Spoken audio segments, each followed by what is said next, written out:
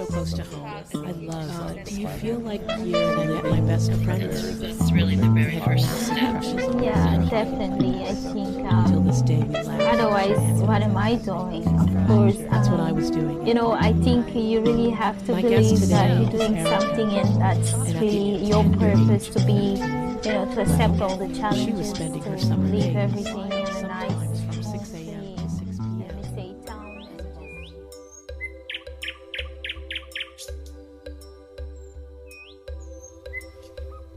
Welcome, friends. I'm Addison Brown, and this is the Emerging World Project podcast.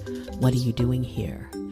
Well, you all should know by now just how much we value our conservation community and just how much collaboration means to the success of any great organization. The Emerging World Project is an organization focused on education and bringing awareness to the great works of the many others whose lives are devoted to the preservation of wildlife and the natural world.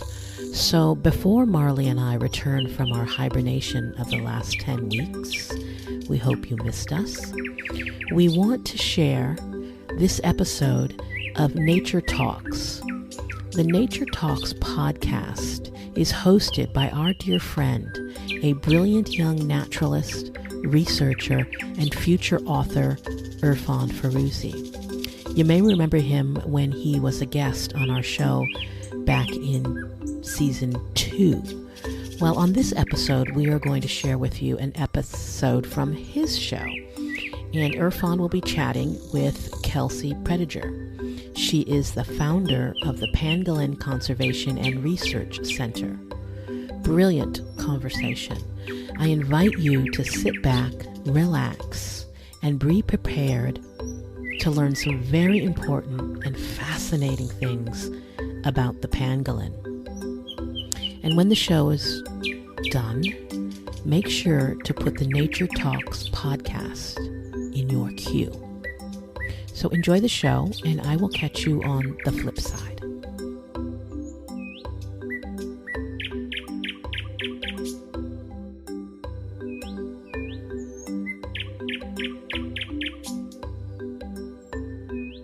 We are speaking about the world's most trafficked animal, pangolins. So here with me is Kelsey from Pangolin Conservation Research Center. Is that true? Did I say it right? Pangolin Conservation and Research Foundation. Well, that's wonderful then. I would like to first ask you to introduce yourself. Yeah, so I am the founder and executive director of the Pangolin Conservation and Research Foundation. Also the Secretariat of the Namibian Pangolin Working Group. And I'm also on the IUCN Pangolin Specialist Group as the co-chair for Southern Africa. That's wonderful, of course, to hear. And Kelsey, of course, according to as far as I know, I believe pangolins are not that much known to us. I mean, we don't know much about pangolins. So what was it that got you interested in working with these unique creatures? Well, that's actually funny you ask, because that's the main reason why I started working with pangolins. I was working on my master's thesis and I was leaning towards carnivores because that's my background.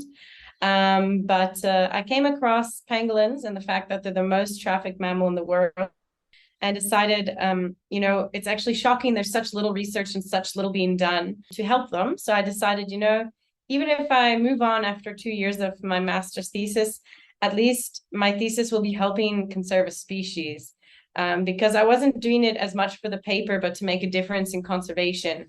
And here I am now with my own nonprofit organization, because there's just not enough being done to help them and to learn about them. I do very much agree, because I also went through your website. It's absolutely amazing.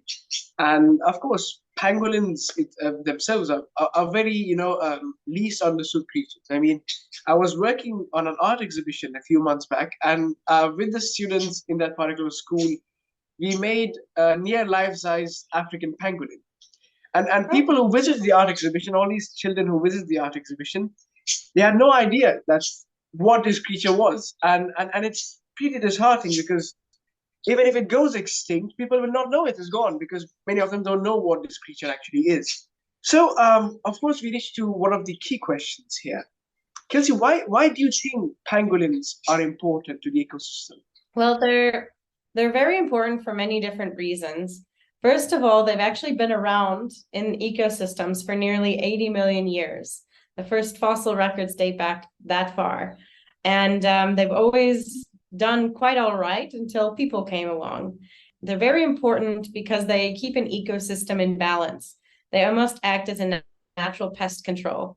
One pangolin can consume up to 7 million ants and termites per year. The figures can go a bit higher and a bit lower, but on average, that's how many they consume. And a lot of these species are actually harvesting species. So they're eating organic matter that could be food for other things. So in an ecosystem without pangolins, some of these species that become pests could get out of control. In areas like where I am in Africa, we've got communities, people doing farming, we've got wildlife. And so it's very important, especially in Namibia, that there's a lot of food out there for these animals, because we're in an area where we just went through quite a severe drought in 2019. In those years, the pangolin in the ecosystem, kept ants and termites under control. There was an estimation done that having a healthy population of pangolin in an area could be enough food for about 30 cows per year or 430 springbok. I mean, I didn't know that, so I mean, it's wonderful to know all these things. So, and now, of course, because you mentioned about, all the details about why pangolins are important. But then, for our audience here, why do you think pangolins are particularly important to us as human beings? Why do you think that we depend on pangolins in general, for example? Well, I think, every animal in an ecosystem and in the world is important to us. It's always good to protect what we have. Like I said, the only reason they're threatened is because of us, and that's why they should actually be important and a priority for us to protect them, because if we don't, they will go extinct. I mean, very much true, because we have already lost the Galapagos tortoise, for example, on St. George. We are losing the northern white rhino, and we have lost many species due to human beings. And Kelsey, I want to ask you, working with pangolins for so many years, how has the fact that they are, of course, the most trafficked animal on earth impacted you personally? Well, I think, it has a huge impact because it's shaped everything I do, and it shapes every aspect of my job. If they weren't so trafficked, I would just be working probably, in ecological research, and maybe would have taken a different path. But my master's thesis was developed around the fact that we're confiscating live pangolins every year. And so the theme of this thesis was to look at what can we do to better, to improve survival of trafficked pangolins that get released. Having said that, I've worked in every aspect of conservation of pangolins because the fact that they're trafficked. Training law enforcement and rangers for the government in how to handle them because they're confiscating them. We have to do awareness because, as you said, so many people still don't even know what they are. How can you even begin to protect a species that probably more than half of the world doesn't even know exists? And there's just so many different factors, but a lot of the work that I do revolves around the fact that they're so highly trafficked, and we need to urgently gain a better understanding of their population, their ecology, as well as improving survival rates in the wild. Now, Kelsey, of course, you mentioned about your work and your organization. I was going to ask you, well, how does it work? For example, if you want to conserve a pangolin, do you have a let's say a conservation area, or do you go to the wildlife trafficking centers or the poachers and get those live pangolins and rehabilitate them, for example? Yeah, that's a good question. I do a lot of different things. So one aspect is working with the live confiscated pangolins in collaboration with the local government and police and other stakeholders. And after that pangolin is confiscated, it needs to be seen by a veterinarian, rehabilitated, and released. And so after the animal has been rehabilitated, we release it with satellite and VHF transmitters to watch its movement and understand the survival. And if there's any issues, we can intervene. those animals get released into national parks as well as private land of any kind, nature reserves, farms. A big problem across southern Africa is actually livestock farming, small livestock farming with electrical fencing, as well as high value game farming with electrical fencing. It kills an alarming number of pangolins every year. It's believed in South Africa, the electric fencing is killing more pangolins per year than poaching. And so outside of that project that I do with the post-release monitoring, I work in communities where pangolins exist. And so I employ pangolin rangers to offer sustainable livelihoods for these rangers. And they also act as kind of like a research assistant. So they collect data on the animals, they monitor them, but they're also protecting them. So that's kind of to give you an idea. We work in any kind of area where there are pangolin existing. And so not only do we offer the protection, we're doing research to gain a better understanding of their ecology, as I mentioned. We also look at genetics and population density and things like that. And everything we do research-wise is for the bigger picture of being able to make guidelines and informed decisions. I mean, right there, everyone must understand that you have got the most amazing yet the most important job in the natural world. I mean, in conservation, I think I've got the most important job, because the northern white rhino is an animal which we know very, very well. But you are working with an animal which many people don't even know it exists. And people see their pictures, they think it's a mythical creature, but you're working on saving them. This brings us to the question, Kelsey, what are the threats faced by pangolins today? Because I mean, I've heard people use them for medicines and all these things, but what is the main threat that it's faced by them today? Yeah, so I kind of touched on one of the threats there, but the main threat to pangolins is actually poaching for traditional medicine, but not just any traditional medicine, traditional Chinese medicine. They're also eaten as a delicacy. So the big threat comes from, Asian markets, because there are 4 species occurring in Asia, and they are basically critically endangered. 2 are critically endangered, 2 are endangered. They've basically been poached out. Now, these markets are, seeking to fill those gaps where they can't get pangolins anymore, so they're turning to Africa. In Africa, traditionally, they've also been used in medicine for spiritual beliefs. In Namibia, we've got a huge number of tribes. They all have a different belief. Some protect them, some don't. But it's never been a threat to where we were worried about populations decreasing. But now there's this international market and trade. That's the #1 threat. As I mentioned, in Southern Africa, we also have this very big problem with electrical fencing. A study done in South Africa found that for every 11 kilometers of electric fence, 1 pangolin dies. And this goes for all small mammals. And there's a lot of additional factors. There hasn't been much research even on the threats. We know that climate change is impacting them. My original study site received half the annual rainfall in 2019, and I had 50% of the research pangolins die. So that was a huge impact. They also sometimes, habitat encroachment is a huge thing, and changing habitat, changing land use. As more people encroach into these natural areas, which might have been otherwise absent of people, it brings into this kind of, you could say almost conflict, where pangolins are now in an area where there's people because people intruded in that area, or now there's a road or even a fence that changes the way these animals move. So changing habitats and, encroachment on their habitat is also a major threat. Sadly, we don't know much about the pangolins, but we know that due to our actions, they're going on a very fast decline, and so is the whole of the natural world. So Kelsey, of every animal on Earth, every single creature on Earth, there is some misconceptions. So what is one misconception you have seen or misconception that you have heard of about pangolins? Well, I think the biggest misconception in general is when people are believing that it can be used for medicine or any sort of spiritual belief. Their scales are made out of keratin, just like our fingernails. There is no medicinal value to that. You know, you might as well chew your nails off than kill a pangolin. And I would say, in my opinion, that's the biggest misconception that is out there. And it goes for all of the illegal wildlife trade, in believing that these animal parts have some, actual merit and value in medicine.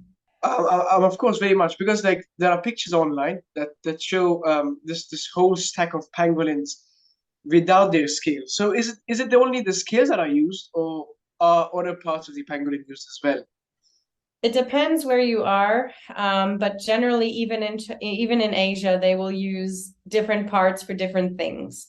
As I mentioned, their meat in Asia is eaten as a delicacy, and there's different things, like a fetus is considered to have different healing properties than the scales. Same with the tongue and the claws. So every piece of the pangolin almost basically could have some sort of use. There's even evidence that people believe the blood has a special value. The list goes on. Really, it's just a big misconception. It is sad that we are losing them for something which is not true. And now we get to the one of the most fun questions. Kelsey, of course, you have been working with pangolins. So one part of the question is, do you always wanted to become a pangolin expert or not?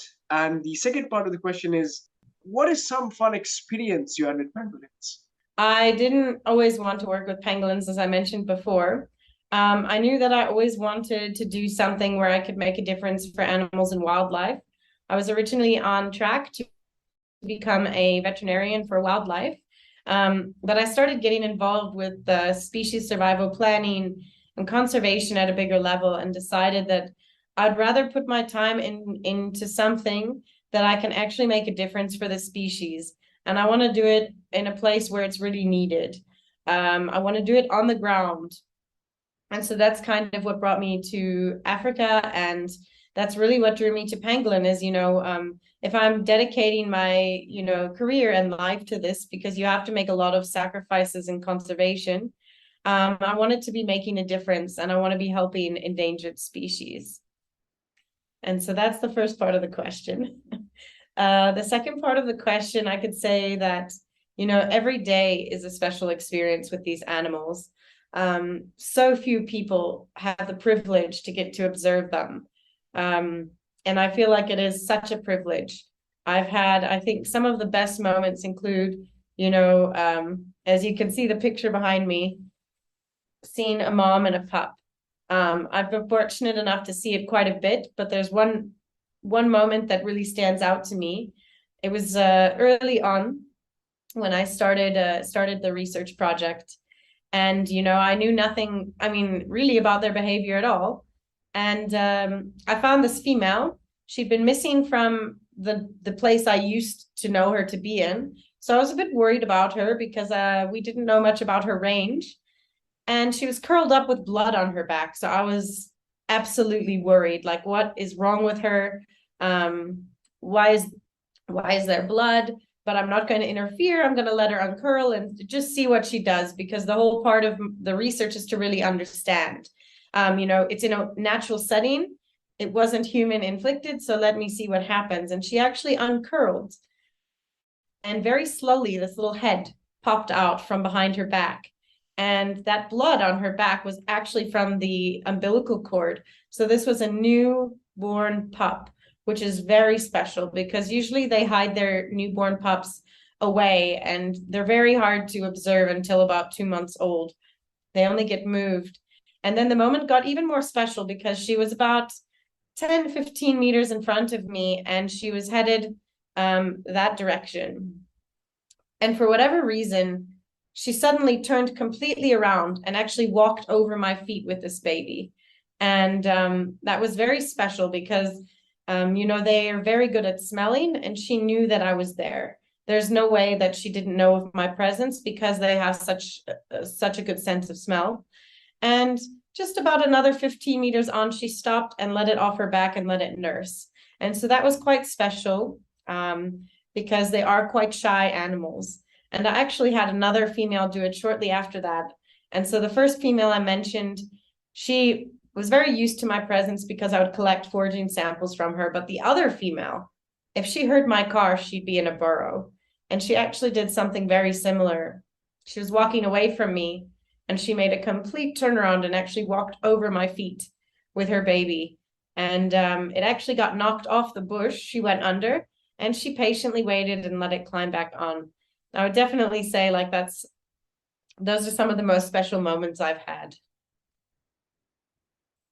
I mean, that's indeed one of the greatest moments, because I can imagine it very much clearly, because I also have had some unexpected wildlife experiences. I mean, it is pretty astonishing, because like working with nature or working with science or working with wildlife, every day is something new. I mean, you may think of you knowing an animal or a place very, very well, but there is something unexpected that can happen. I mean that's beautiful indeed. So Kelsey, in the wild, apart from human beings, how is, let's say, pangolins' behavior? Do they have predators? Are they strong animals? Can they defend themselves or not? Yeah, so they do have some natural predators, but they are so strong that they very often they can survive an attempt. So a fully grown, healthy adult can lock into such a tight ball that not even like a lion or hyena can do anything to it. And there are videos out there from people on safari where lions have played with a pangolin for about 10 hours and they just give up. Usually they give up much sooner. Having said that, they can still predate them, but most predators get bored. I've seen every once in a while a scale get ripped off, but they actually have very, very sharp claws, like razor blades. So when that predator's doing that, they actually can thrash their body and they can like slice open the nose of that predator. And so they actually can be quite defensive. But having said that, the young are quite vulnerable until after, maybe a year and a half or so, they can be quite vulnerable because their scales are still developing. They're still small. They've also been seen to be predated by crocodiles. But like I said, generally speaking, they survive quite well as a healthy adult. We are the main threat and we are the main reason for their decline. I mean, that's true and sad. I mean, the natural world has been lost drastically over the many years of our existence on Earth. And I mean, each and every single one of us, when considered saving these creatures, has got an impact to make. No matter if I live in UAE or different parts of the world, we all, have our impact on all these animals.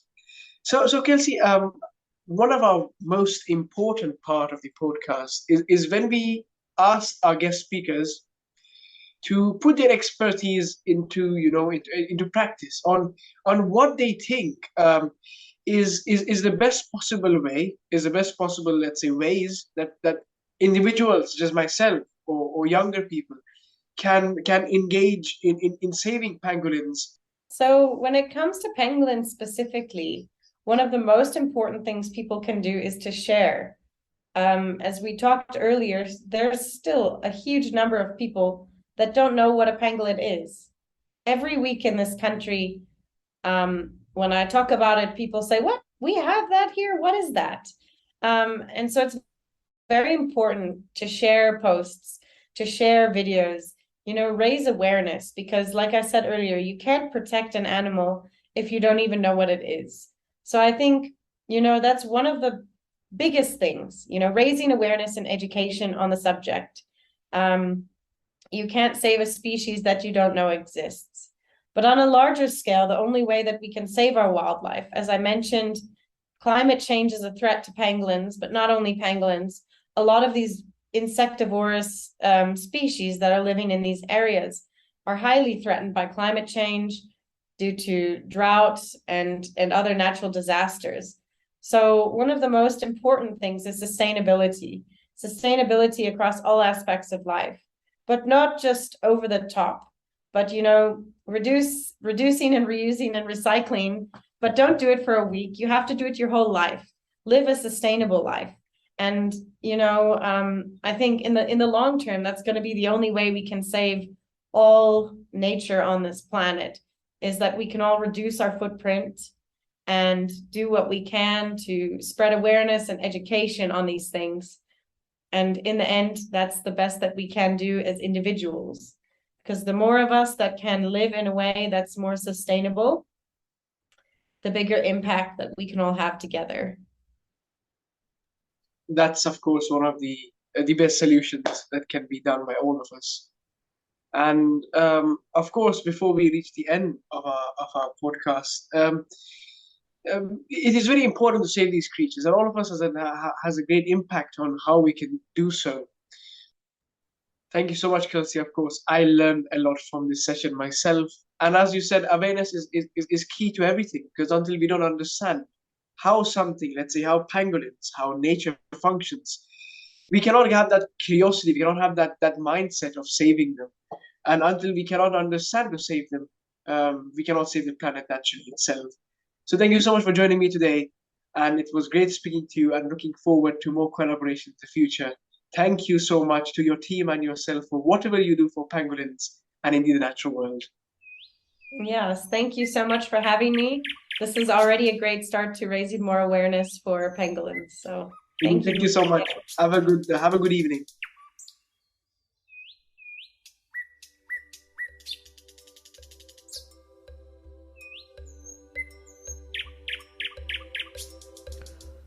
All right, that is going to do it for us. The Pangolin Conservation and Research Foundation is working to ensure a sustainable future for the pangolin through conservation, research, collaboration, education, awareness, and community engagement in Southern Africa. Please take a moment to visit their website at pangolincrf.org. Thank you for stopping by. You can help us spread the word about What Are You Doing Here by sharing this episode or leaving a review in your favorite podcast app. Reviews help potential listeners see that our show is worth their time, and every single one makes a difference. For a deeper look at what the Emerging World Project is up to, head on over to emergingworldproject.org. The Emerging World Project studios are on Tongva land.